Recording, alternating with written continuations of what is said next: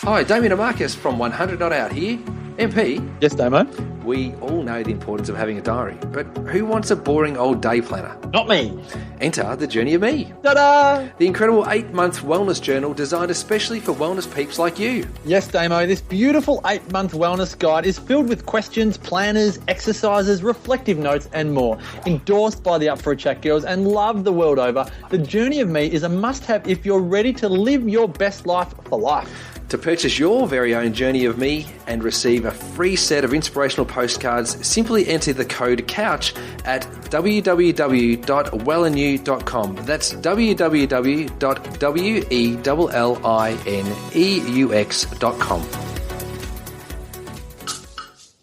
TheWellnessCouch.com, streaming wellness into your lives. Welcome to Nourishing the Mother, featuring your hosts Bridget Wood and Julie Tenner. Hello and welcome to Nourishing the Mother. I'm Bridget Wood. I'm Julie Tenner, and today's podcast is sponsored by Sacred Living Design, who are providing the women at our retreat something extra special in the form of handmade, delightful body natural perfumes through essential oils. So Sacred Living Design with Helen, I spoke to her a while, actually last week, and she makes the most amazing blends based on their based on the healing properties of the actual essential oils, but they're not so much the physical properties as opposed to the metaphysical, so the emotional and spiritual healing of each of those scents that also have a physical representation in the body. And so she makes natural roll-on perfumes and sprays that you can aromatize in a moment and to inhale a deep breath, and soy candles, and I'm sure there are more, but they're the ones that I'm particularly delighted by. Yes. And so we really wanted to open up today what ritual is. Because all of these kinds of things, like what Sacred Living Design offers, is really around creating that own personal ritual for yourself. And sometimes we can feel a little bit, and perhaps I'm guilty of that, feeling a little bit indulgent by these things, but in fact what they provide is so much more than perhaps that physical ritual of applying them or smelling them, but rather that at an energetic level what they can evoke within us. I love that word, evoke. So right, I feel like that's the perfect word for ritual. Yeah. I feel like we have ritual in a different context these days. Today, I feel like yes. when we say ritual, you're either thinking about pagan witchy stuff. Yes. Or, I don't know, you're thinking about something, like a traditional tribal kind of version of ritual. Yeah, almost like an initiation kind of thing. Yes. Yeah. As opposed to, we do ritual naturally within our Western culture nearly every day. So we have ritual around how we wake up in the morning, how we have our coffee or our breakfast, how we say goodbye to our family. We have ritual around how we open up our computers and our workstations. We have ritual around birthdays. We celebrate and have ritual around the birth of a person and a child. Yes. We have ritual around celebrating a couple when they're united in engagement or marriage. We have ritual around so many aspects in our lives, yet we're mostly unconscious about and a ritual is just a word for a deeper meaning. Yeah. A recognition. And yet, as you're going on to say, we often perhaps don't question the meaning behind those things. Yes, exactly. And so sometimes there's an emptiness to them because we haven't grounded ourselves in the power within them. Yes, and when we're present in a moment, which is what awareness of a ritual is, it provides an ever deeper, richer, central experience because it really allows us to stand still for a moment longer, just to sit in it. And be grateful. Be grateful and feel it. Because how different is it to wake up in the morning on your child's birthday and have a moment to recognize the gift of that birth, the gift of that soul coming into this world, and that you're celebrating the day this soul entered your world, as opposed to just moving straight forward with birthday cake, candles and presents. Yes. Which we do anyway. Yeah, that's do. the ritual. Yes. But having the moment about why they're there is the intent behind the ritual. And it's almost the ritual creates the permission to pause. Yes. And reflect and feel. And I guess really connect with what that moment represents for you. Yes. The significance of that event represents for you. It's an honouring. Yeah. Yeah, it is. And so we love ritual. We will be indulging in a bit of ritual within our retreat. So we'll have ritual when we enter a meditation, and we'll have a ritual when we move from one aspect that we're discussing into another. And, you know, ritual is just so rich. Yes. That there's so much you can do with it. Yes. And why we really wanted to bring this to awareness when we're talking about essential oils is because the ability to connect the sensual touch with the sensual smell and potentially even the sight is such a powerful moment to be able to induce self-love and presence that it's extraordinary. I've taken to a ritual of choosing an essential oil blend that just, I don't know, is like, for me, earthy and musky and just feels sexy just in its scent. And I've taken to putting that on my hand and taking an intuition walk with my hands. So wherever my body feels like it's yearning to be touched with that oil is where I rub it into. So often that's my sacrum, and often that's just an awakening, just a present moment of rubbing that in, inhaling that smell. And sometimes I might set an intent, or sometimes I might, if I'm struggling, I don't know.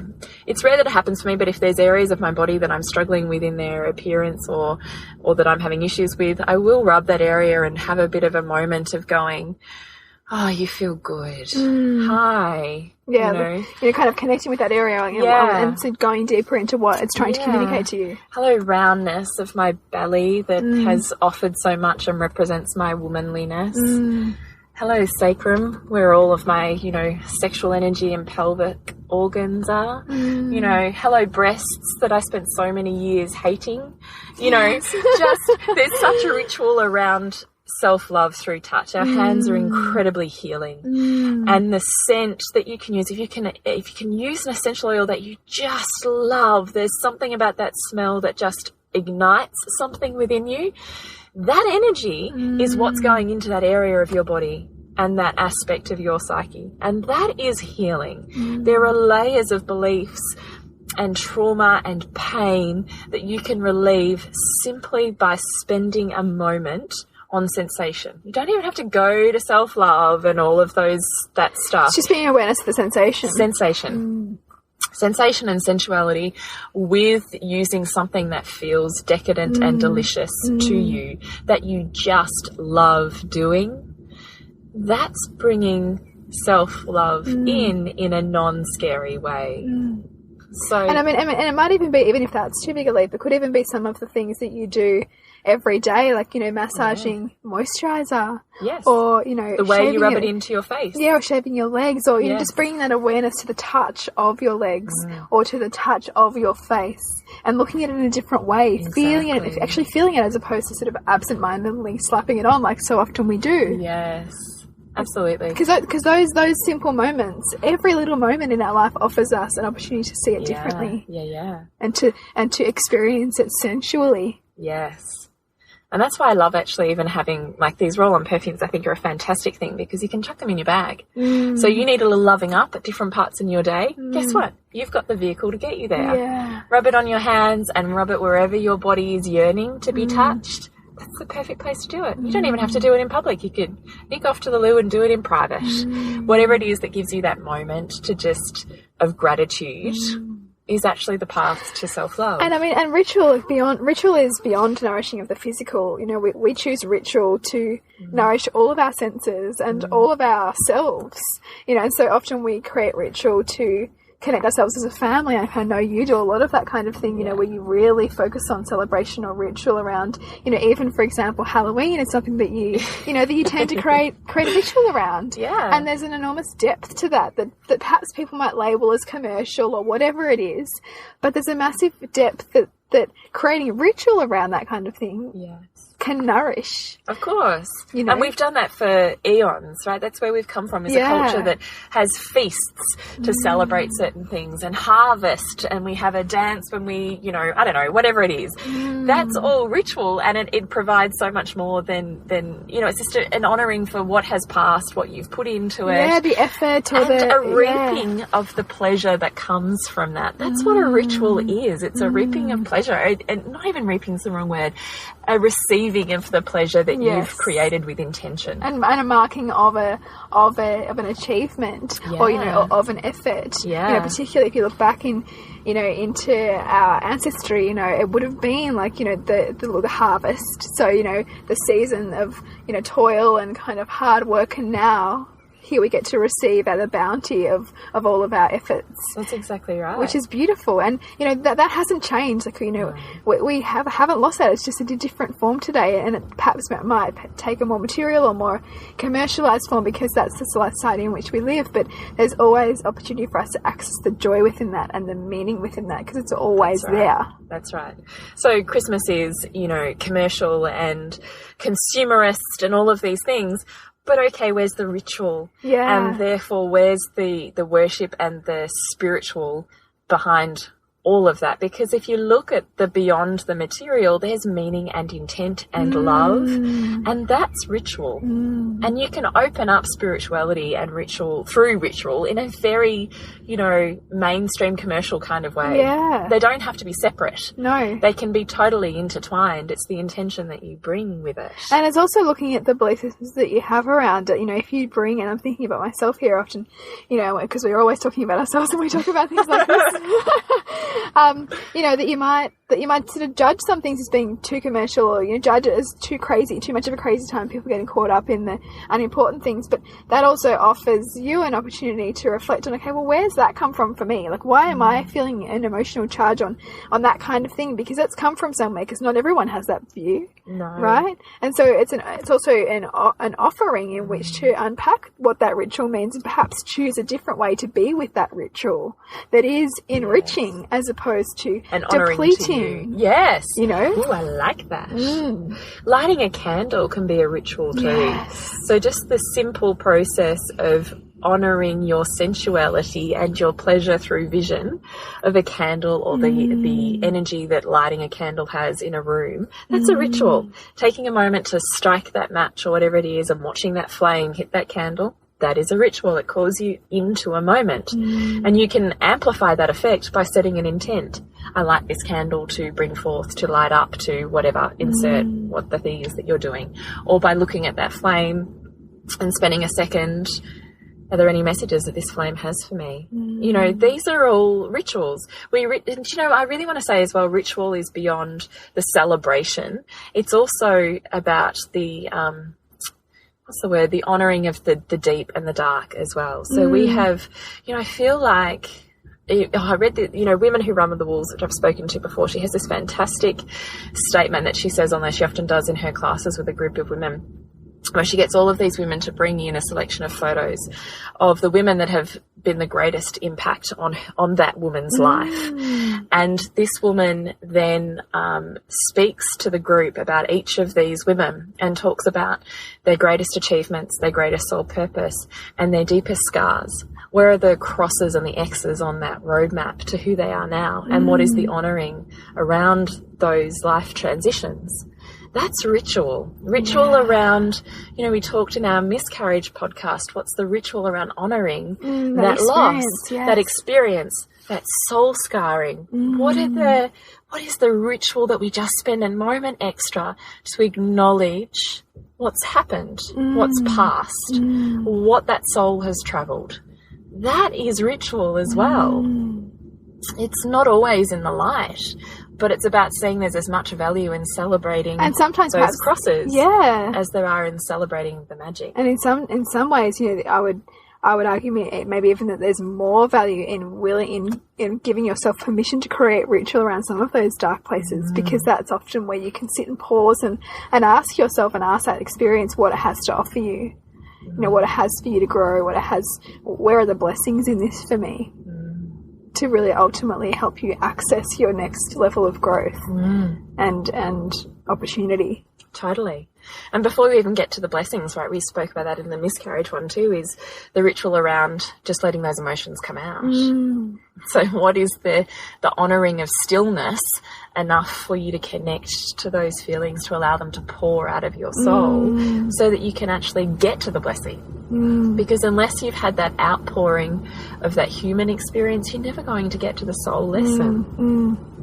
You kind of have to move through the physical experience to get to the deeper spirituality of it. And you do that through ritual. Yes. You do that through a moment of presence, through a prayer, an affirmation, an intent, a mantra, a lighting of a candle, a running of a bath, a sitting in the shower, a curling under the covers. They're all rituals. And each person's ritual will be different depending on what their needs are for that particular moment. So we just want to open up what is, where is the ritual in your life? Where can you have more presence and more awareness of a moment? Because the minute you're more aware of a moment is kind of where you're going to get those soul messages the greatest. Yeah. You're able to access the depth of that moment and what that moment really means, and when you can give it presence. Yes. And then, as you and I, Bridget, have often said, comes the outpouring of gratitude that can bring you to the point of tears. But you can only get to the point of gratitude if you've come to the point of awareness to start off with. Yes. You can't be grateful for something you're not aware of. No. Well, it's often difficult to be grateful when you're on autopilot. Yeah. When you're going through the motions, or when you're having resentment about something that you have to do every day. But in fact, that thing you have to do every day can be so much more than, just the running of the bath. Or, That's exactly right. Just having to shave my legs, or whatever it is. Because it's an opportunity to connect in with yourself. Yeah. And if it's, if it's a running of a bath, it's an opportunity to connect in with your child. Yes. And what their day is meant to them. Yes. Bringing that awareness to it. Yes. Adding something for yourself that represents, I'm willing to honour my body, or I'm willing to open up what self-love is. So it might be putting a handful of rose petals in that bath you're already going to have. Rubbing your body with a salt scrub to cleanse your aura in the shower. Or opening that jar of bath salts that you've been putting off, Exactly. That's in the corner of your cupboard that you think, I must do that one day.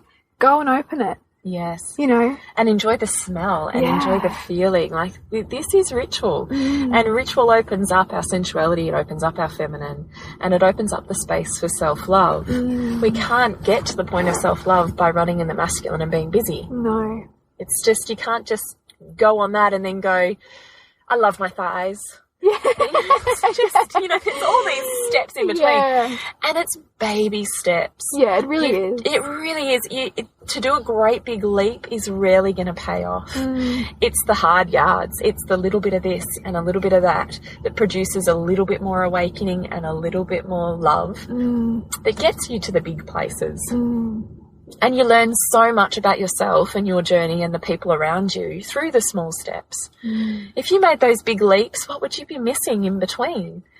Because it's the stuff in between those big leaps that, I don't know, have just fueled my soul the most. They're the things I'm almost the most grateful for, is all those little revelations on the path to the big one. Because you needed those little ones to help you fully appreciate and recognise the big one. Yeah. You wouldn't be at the big one if you didn't have those little parts of that. And the little parts allow you to provide gratitude and empathy and compassion for those that are still journeying their little steps.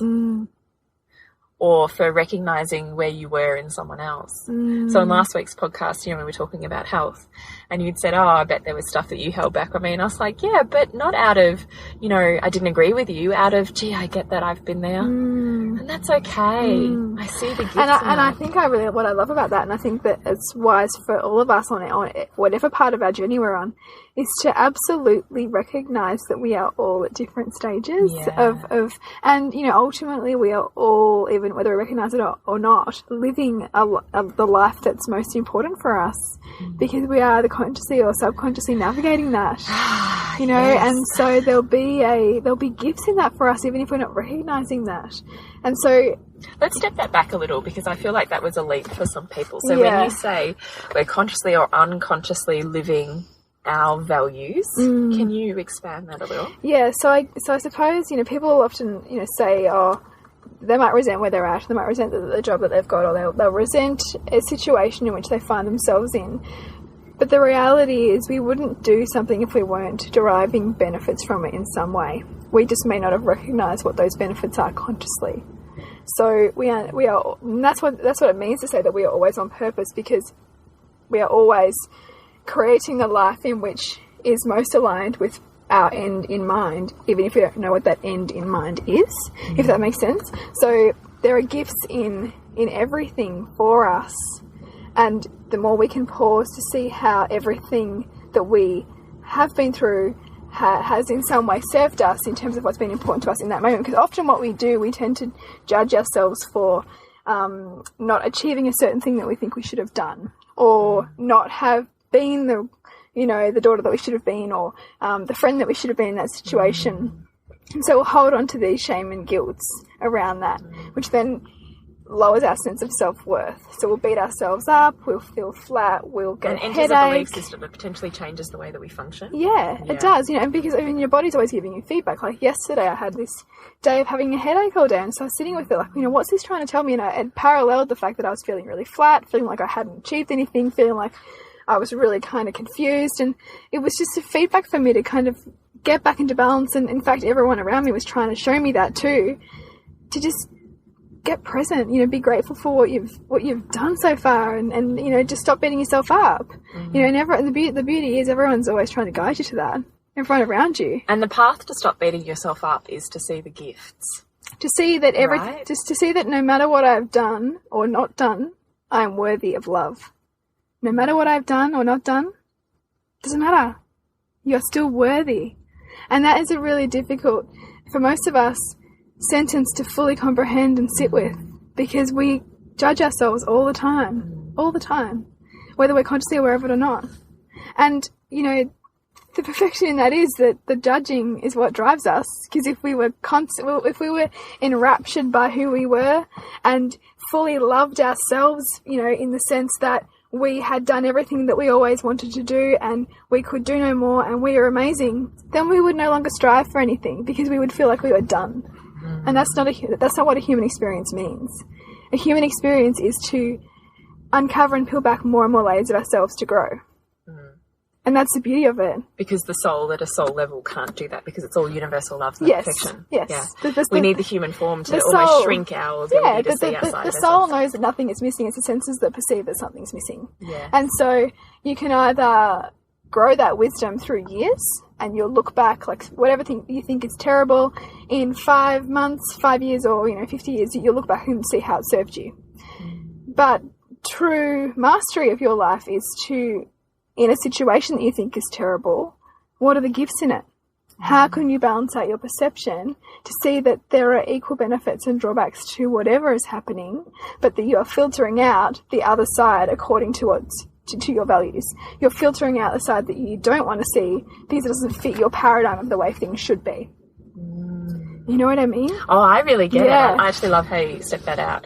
So moving beyond that, when we talk about in terms of universal laws, that my current reality is only the product of my previous thought patterns. Yeah, can you expand that a little? So you live twice. So you live your life once in your mind, and you live your life the next in reality. So we're always manifesting. So what is in a physical form has first come from our mind and what we're thinking. And so that's what we say when we say that's manifestation, right? It is. I think it, and I do affirmations and whatever. But even if you're not consciously creating affirmations, you're still manifesting. Even on a fear level. So even if you're thinking about fearful things in a way, that's manifesting. And we touched on that, in the miscarriage podcast, where I said, and I even wrote this in that letter which I read out at the beginning of the podcast, that my biggest fear of a miscarriage happened. I manifested it. Now that might be challenging for people to hear. And I couldn't have heard myself say that a few years ago. But that was consuming me. That fear was consuming me. And I almost needed to experience that very thing that I was so afraid of to see that I would be okay. To see that there were gifts in that for me. And there were gifts in that for me that I would never change. And that I wouldn't take that back.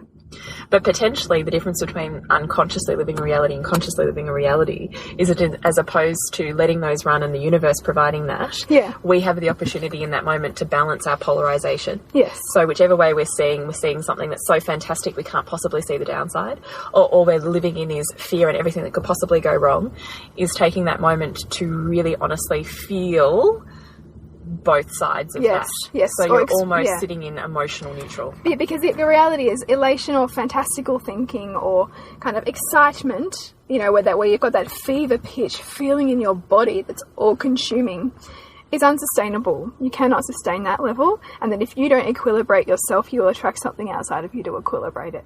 And that won't always be, you know, negative or bad, but it might be that, you know, you've had such an amazing night out and the next day you're super flat, or you've had such an incredible holiday, nothing could meet it, so then you resent your job for the next 3 months.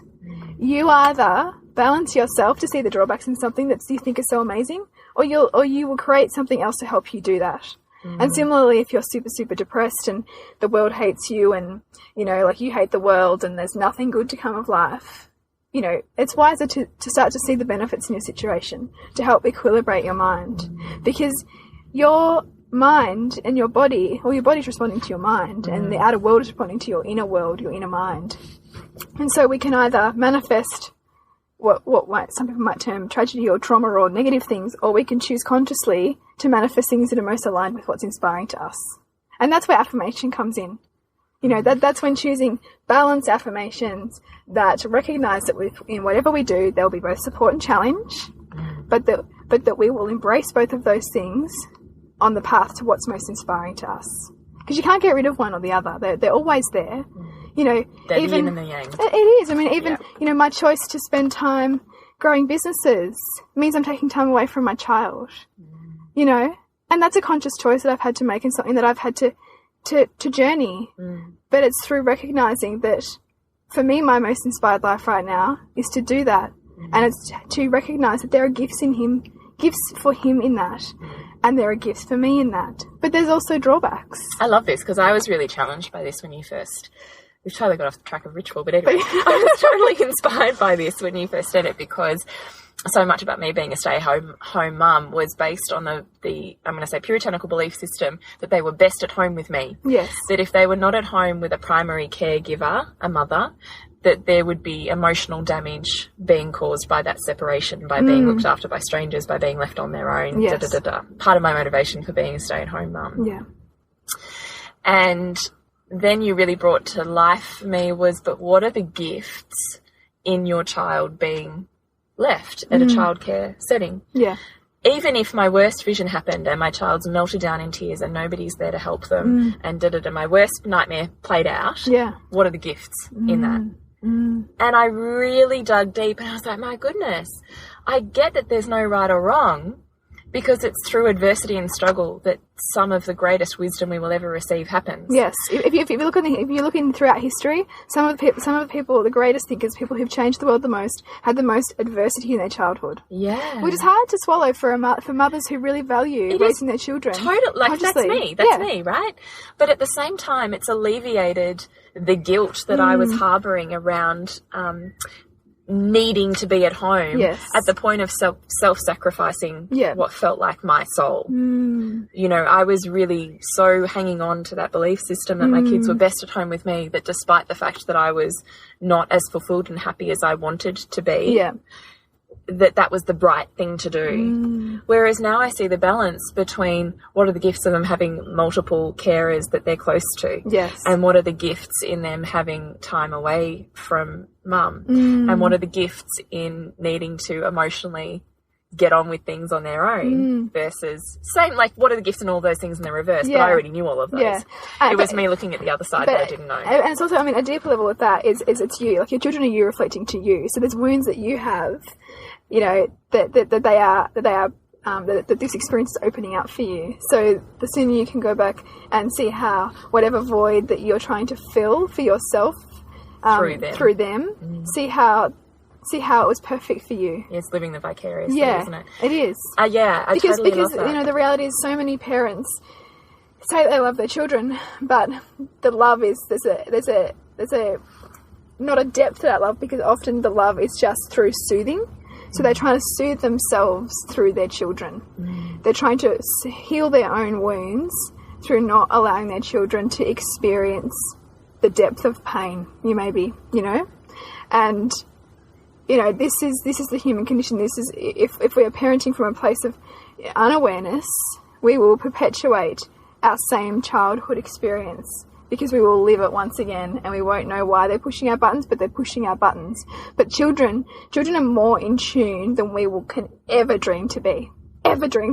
They know so much, and it's incredibly humbling to get a glimpse of that.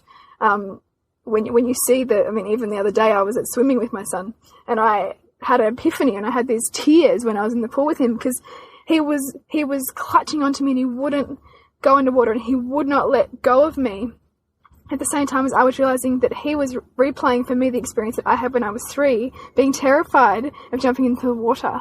And he was, by clutching onto me, was trying to get me to let go. He was trying to help me to heal that. Because we might think that we've lived that experience and we've moved on, but as long as that memory comes up for us, as long as there's an emotional trigger, there doesn't even have to be a clear memory. Because, memories and imagination are almost illusions for us, because they are not showing us the truth of love that was in that moment that we didn't see. And by love, you're meaning the balancing of those two. Because love is the support and the challenge. Love is a synthesis, and synchronicity, because there's a synchronicity in every moment. In every moment, for everything that we perceive as a positive, there's a synchronous negative that we don't see. And for everything that we see as negative, there's a synchronous positive that we don't see. Love is a synthesis and synchronicity of both of those things. So, I think often as parents, if we have wounds from our own childhood, we will parent from a place of trying to give our kids so much support, because we're trying to compensate for our perception of a lack of support growing up. But in fact... And there's gifts in that. Yeah, but the reality is that children are never without one or the other. So if we go too much in support for our children, then they may attract the challenge outside the family. So they might be bullied at school, right? Because everybody needs both sides to grow. So, if you have children, what's really great to do is to start to help your children to choose their own challenges. So for things that they're trying to resist, how can you help them to choose their own inspired challenges to grow? Whether if they're 2.5, really trying hard to take that next step on the play equipment that they're trying to master, to actually help them govern themselves and choose their challenges, then have the universe bring those challenges in for them to grow. Because ultimately that's what we're all here for. We're here to grow. And it's beautiful. And both the negative and the positive that we might term as are part of that growth. But as humans, we are support-seeking organisms. We're always looking for support. We choose to surround ourselves with people who support our values to help us entrench our belief that our values are the way that the world should be. And we've both done this. It's funny because, you do this in parenting. You choose circles of people who reflect your values back to you so that you can continue to live in your utopian state, of how you think the world is.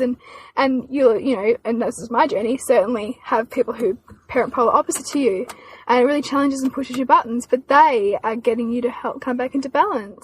So they are actually people to thank. People who challenge you the most, often the people who need your greatest thanks, because they're the ones who are helping you to love the parts of yourself you haven't loved. We totally got off the tangent of rituals. We totally did, but in a way that's a ritual. What if every moment that you're met with an emotional trigger or charge, there's a ritual around, what is this for me? Where is this coming from? And what are the gifts out of the stuff I'm not happy with in this moment? How does it serve me? Yeah, and how do I see this perceived obstacle that I see in the way of where I want to go? How is it on the way? How is it serving me? Because sometimes those biggest obstacles can be our biggest way forward. We just don't know it yet. Yes. And you won't always find it. It could be, like pulling teeth, trying to get that out of something that's seemingly so disastrous. And it's not to beat yourself up either if you can't get there, because most of us can't get there in a moment like that that's full of emotion. Yeah, totally. But I think it's just sometimes creating a ritual around stillness. And ritual is awareness. Yeah. If you're even aware that there could be something greater, you will get there. But sometimes you've got to peel back the baby step layers before you get to the big message. It's not this bad thing, I'll ask myself these questions and the epiphany will happen. No. Often it's, you've got to you know, there's a shaping and a polishing of that diamond to get to who it is that you need to be, and that's going through the trudging through the mud stuff. Yeah. And knowing that, you know, you don't reach some form of enlightenment where you can handle everything that comes to you, because, you know, you reach one level and the next level comes, because that's what it means to grow. You know, you overcome one challenge and the next one instantaneously triggers, because that's what it means to have a soul journey, you know. That's exactly right. And that's the beauty of our human experience and, you know, everything that life offers us. Yes. And if you're struggling and if you're having an emotionally dark day, I would really invite you to choose an essential oil that you absolutely adore, or a blend, or a natural perfume from Sacred Living Designs. Yeah. You can just literally spend a moment rubbing onto your skin, onto a part of your body, or even just inhaling on your hands. And just having a moment just to enjoy it. You don't even need another purpose. Just a ritual to enjoy something that this human form gives you. And scent is extraordinary. Scent is powerful, because scent takes us to places. You know, it instantly evokes a certain memory for us, or it instantly evokes a certain feeling that we might have felt in our body, you know, years and years ago. And that's beautiful too, because it's reminding us of part of our journey and who we've grown to, who we've become. That's exactly right. So if you would like to connect with us, it's on Facebook, Nourishing the Mother. We have our retreat coming up on the 8th of November, so we're nearly out of time for booking. So if you are really tempted to awaken and open a little bit more of your journey, having some guidance on peeling back those layers, if you even have an inkling, please dive in, because it is such a gift for you to really give yourself, because that ripples out into your family and into your relationships, and it will legitimately, we both had those experiences where it legitimately transforms the feeling, the emotion, the love, the joy that you experience in your day-to-day life, just by shifting yourself. And sometimes you just need a little nudge and some tools to get there. Yeah, totally. So if you want to connect with Bridget, that's on suburbansandcastles.com. Yes, and the next film night is Project Wild Thing, which is all about reconnecting kids with nature and really looking at the role technology plays in our lives today, from a place of how can we bring some intention and balance to technology use and not see it as the demon that sometimes we can be kind of conditioned to see it as. So that's even bringing back into balance that it polarization. It really is. Yeah. And that's really what the objective of that is absolutely about, especially going into summer holidays and giving parents, you know, some tools to monitor technology use, and give their kids some tools to have how to choose things that are kind of rewarding for them and kind of interesting. And also choose some intentional nature time, like as a family, you know, really cultivate some rituals around nature, which would be beautiful for the summer holidays. Absolutely. And if you want to connect with Julie. Yeah, so at the moment, my Pleasure Nutritionist website and blog is coming. So at the moment, it's Facebook and Instagram on The Pleasure Nutritionist. And if you would like to connect with Sacred Living Design, you will also find them on Facebook and on Instagram. And for the women coming to our retreat, they'll get a gorgeous sensual sampling of those delights. Gorgeous. So we'll see you next week when we continue to peel back the layers on the mothering journey. This has been a production of TheWellnessCouch.com. Check us out on Facebook and join in the conversation on Facebook.com/The Wellness Couch. Subscribe to each show on iTunes and check us out on Twitter. The Wellness Couch, streaming wellness into your lives. Whilst the Wellness Couch presenter endeavor to provide accurate and helpful information to their listeners, these podcasts cannot take into account individual circumstances and are not intended to be a substitute for health and medical advice from a qualified health professional. You should always seek the advice of a qualified health professional before acting on any of the information provided by any of the Wellness Couch podcasts.